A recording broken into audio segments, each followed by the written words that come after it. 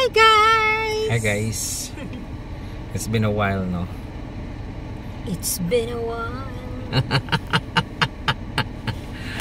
Actually, vacation na diri sa Amoa, sa Qatar. Summer break na sa mga bata, of course sa mga teachers. And so hot. However, busy gihapon mi ni Carol. Community service. Ay wow. Yeah. Pero grabe kainit. Super hot na.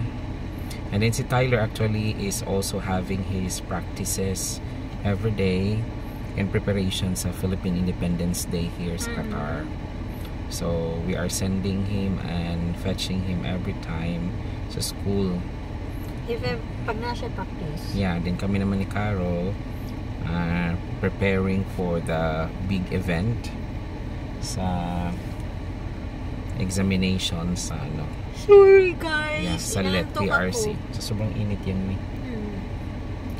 And then this Friday, tomorrow, it's our last meeting with the reviewees, and they will be having their mock tests. Yeah, mock test or simulated exam. So ready na ang mga documents din. And then aside from that, ano din, prevention is better than cure, right, mami? We are also visiting clinic. Kakaroon kami ng general check-up. Ngayon, may another appointment tayo, no? By 1:20 the afternoon. Ano na yan? It will be hotter next week. Yeah. Hello. Ano na yan? Third, ano mo na, consultation. Pangalawa, mga laboratories. So, lab test, yeah. And then karon is ano na, reading of results sa lahat ng mga lab tests ni Carol o sa ako.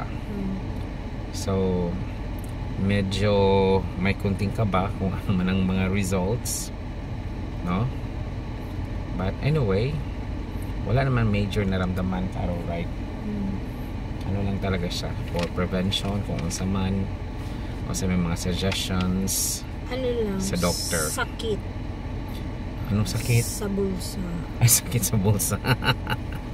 No, buti na lang may insurance din naman from the school.